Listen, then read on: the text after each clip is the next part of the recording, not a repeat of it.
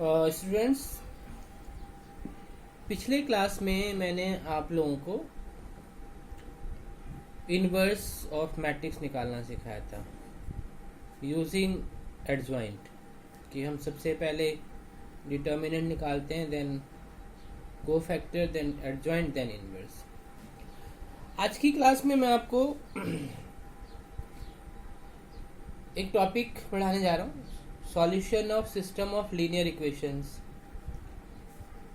और यहाँ पे हम इक्वेशंस को सॉल्व करना सीखेंगे, that is the application of matrix and determinant.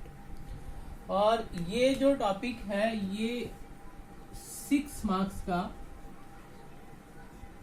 Topic है और 100% आता है, हमेशा आता है। आप इस बात का थोड़ा ध्यान रखेंगे, कभी ऐसा नहीं हुआ कि मैट्रिक्स मेथड का क्वेश्चन एग्जाम में ना पूछा गया हो। Students, how to solve system of linear equation. Suppose करिए कि मेरे पास एक इक्वेशन है a1x plus b1y plus c1z is equal to d1, a2x plus b2y plus c2z is equal to d2, a3x plus b3y plus c3z is equal to d।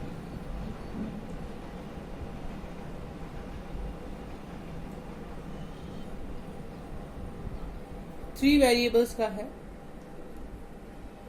तो इस system को हम मैट्रिक्स फॉर्म में कैसे लिख सकते हैं? System can be written as, हम इसको इस फॉर्म में लिखेंगे a1 b1 c1, a2 b2 c2, a3 b3 c3, और यहाँ पे हम लिखते हैं x y z, और यहाँ पे लिखते हैं d1 d2 d3। आप ध्यान से देखिए कि जो सिस्टम है मैंने इसको मैट्रिक्स की फॉर्म में लिख दिया, कोई फर्क नहीं पड़ा, ऑलरेडी ये सेम थिंग। आपको याद होगा कि हम मल्टीप्लाई करने का जो हमारा तरीका होता है वो होता है रो लेते हैं, कॉलम से मल्टीप्लाई करते हैं। a1x plus b1y plus c1z, देखिए is equal to d1 by definition of equality. हम आपस में कैसे कंपेयर करते हैं, तो ये सेम है, लेकिन हम इसको सॉल्व कैसे करेंगे इसका। हम एक्स वाई जेड, अभी तक तो हमने क्या किया था 10th में 2 वेरिएबल्स वाला किया था, यहाँ पे हम 3 वेरिएबल्स वाला भी करेंगे, 2 वेरिएबल्स वाला भी करेंगे। तो ये जो मैट्रिक्स है इसको मैं कैपिटल ए ले लेता हूँ, ये x is equal to B. तो प्री, एक वर्ड होता है pre multiply both side by A inverse. आपको पता है कि मैं ए इनवर्स से इधर मल्टीप्लाई करता हूँ, प्री मल्टीप्लाई, और यहाँ पे भी मैं ए इनवर्स से बी को मल्टीप्लाई करता हूँ। तो होगा क्या कि ए इनवर्स इंटू ए आई हो जाएगा।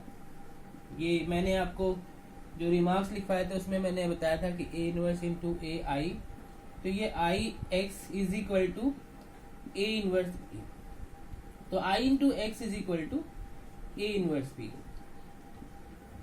तो यहाँ पे हम x निकाल सकते हैं, find the value of x। ये मैंने आज जानबूझ के एक छोटा सा टॉपिक इसलिए लिया है कि मैं इसके ना ढेर सारे केसेस हैं कि पहले हमें चेक करना होता है सिस्टम कंसिस्टेंट है कि नहीं है, इनकंसिस्टेंट है कि नहीं है। तो इस टॉपिक के बाद पहले मैं इसको समझा लेता हूँ, फिर मैं इसका डिटेल में डिस्कशन करूँगा कि कब कंसिस्टेंट होता है, कब इनकंसिस्टेंट होता है, कब इसके नो सॉल्यूशन होते हैं, कब इनफाइनाइट मैनी सॉल्यूशन था। लेकिन फर्स्ट ऑफ ऑल हम फाइंड आउट करते हैं, मैट्रिक्स मेथड को यूज़ करना सीखते हैं। तो आपने देखा होगा कि यहाँ पे क्या हो गया, x is equal to A inverse B, यानी अगर हमारे पास ए इनवर्स है तो हम आराम से x means X Y Z हम निकाल सकते हैं। तो चलिए मैं यहाँ पे आपको एक एग्जांपल लेकर के बताता हूँ। पहले हम 2x2 मैट्रिक्स का लेते हैं। अब आपके सामने यहाँ पे मैंने एक इक्वेशंस लिखी है, इक्वेशन लिखा है कि 5x + 2y = 4, 7x + 3y = 5. Question है solve means find the value of x and y. तो बच्चों हम इसे स्टार्ट कैसे करेंगे जरा आप ध्यान से देखिएगा. इससे पहले मैट्रिक्स की फॉर्म में लिखेंगे सिस्टम कैन बी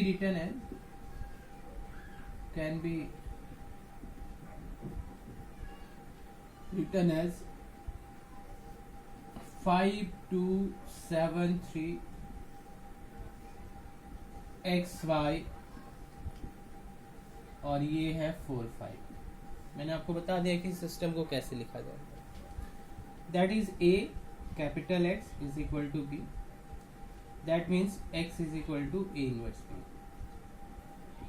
मैंने अभी आपको बता दिया कि x कैसे निकालते हैं, एक को a इनवर्स से p मल्टीप्लाई करके, लेकिन हम डायरेक्ट इस रिजल्ट को लिखेंगे. अब a इनवर्स निकालना है. a इनवर्स निकालने के लिए हमें पहले चेक करना होता है कि ये a इनवर्स इसका निकलेगा नहीं निकलेगा. मैंने आपको बताया था कि जब कोई नॉन सिंगुलर मैट्रिक्स होता है तो उसी का a इनवर्स हम निकाल सकते हैं. तो सबसे पहले हम इसका डिटर्मिनेंट निकालेंगे. डिटर्मिनेंट ही डिसाइड करेगा कि नॉन सिंगुलर है कि नहीं है. 5 3 = 15, 7 2 = 40, 1 which is not equal to 0. तो therefore a इनवर्स एग्जिस्ट. तो इसका मतलब ये हुआ जी कि a इनवर्स एग्जिस्ट करेगा, हम निकाल सकते हैं. अब a इनवर्स निकालने के लिए हमें कोफैक्टर की जरूरत पड़ेगी. तो लिखेंगे लेट CIGB कोफैक्टर. तो CIGB कोफैक्टर, तो पहले CIJ कोफैक्टर्स निकालते हैं. C11 C12 C21 C22.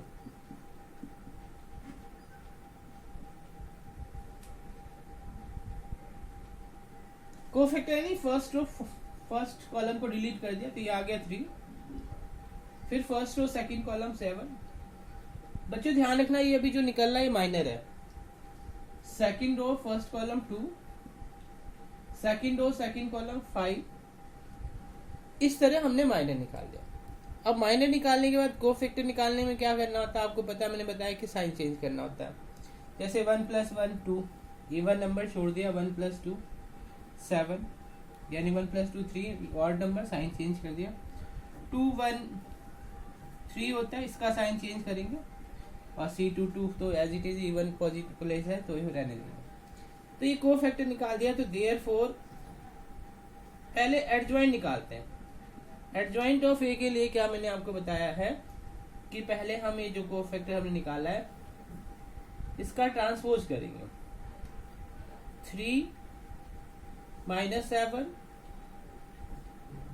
-2 5 और इसका ये हो गया ट्रांसपोज, यानी रो को हमने कॉलम में चेंज कर देना. 3 -7 -2 एंड 5. लो जी एडजॉइंट आ गया. अब एडजॉइंट आ गया तो इनवर्स निकालना हमारे लिए बहुत आसान हो गया. ये मैं रब कर देता हूँ, ये आपके पास ऑलरेडी है. इनवर्स में हमने पुट करना. तो बच्चे अब एडजॉइंट आ गया तो A inverse so simple. A inverse का फॉर्मूला 1 में determinant of A into adjoint of A, यानी 1 में डिटर्मिनेंट आपका 1 आया और एडजॉइंट आपने ये निकाला हुआ है 3 -2 -7 5. That is A inverse 3 -2 -7 5. अब जनाब आपने क्या करना है कि ए इनवर्स फाइंड आउट कर लिया आपने. ए इनवर्स की वैल्यू है आपने यहां डाल देनी. फर्स्ट में पुट इन फर्स्ट में अगर आप पुट करते हैं जी तो x = a इनवर्स b. तो x means xy. a inverse आपने निकाल लिया जी 3 -2 -7 5 और इनटू में b. अब आप बी फाइंड आउट करेंगे। बी आपके लिए क्या था? बी आपके लिए था 4 5। अब यूजिंग मल्टीप्लीकेशंस आपने क्या करना, मल्टीप्लीकेशन करना ऐसे 3 4 जा 12, 2 5 जा 10,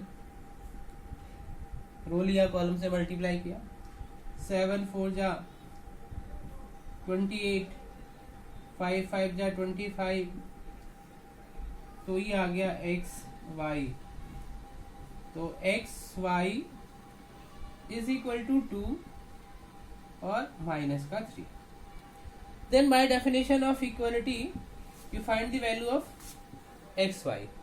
बाय डेफिनेशन ऑफ इक्वलिटी का मीनिंग ये हो गया कि x इज इक्वल टू 2 और y इज इक्वल टू -3।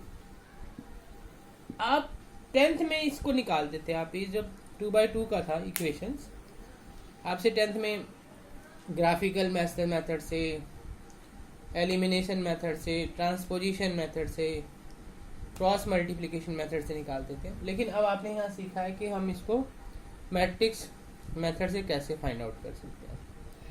तो ये 2/2 का है। 3/3 का भी सेम ही है, बस फर्क है कि जो मैट्रिक्स होगा ए वो 3/3 ऑर्डर का हो जाएगा। तरीका सेम है, वही कोफैक्टर निकालना, वही इनवर्स निकालना, फिर ए इनवर्स इंटू बी को मल्टीप्लाई की फॉर्म में लिख देना। ये जो है ये एक यूनिक सॉल्यूशन है। आपको जैसा कि मैंने बताया था कि consistent, inconsistent, infinite many solution और नो सॉल्यूशन पे मैं बाद में बात करूंगा। पहले हम सिंपल सीखते हैं। मैं आज आपको 2/2 का ही सिखा रहा हूँ कि पहले आप इसे सीखिए। जब आप 2/2 का कर लेंगे तो 3/3 भी आराम से कर लेंगे, कोई दिक्कत नहीं आएगी। तो उसके बाद हम 3/3 करने के बाद फिर हम इसकी वैरायटी पे उतरेंगे कि हाँ क्या क्या केसेस बनते हैं इनकंसिस्टेंट के और इनफाइनाइट मैनी सॉल्यूशन के। उसके बाद हम इसमें वैरायटी, इसमें कंडीशन है। ये जो हम कर रहे हैं that is the simple form. Simply हमें इक्वेशन दिया हुआ है, सिंपली फाइंड आउट करना है यूजिंग मैट्रिक्स मेथड, पर अलग अलग कंडीशन पे बात करना है, वो मैं नेक्स्ट क्लास में करूँगा। तो आज आप बस इतना ही करो। Thank you.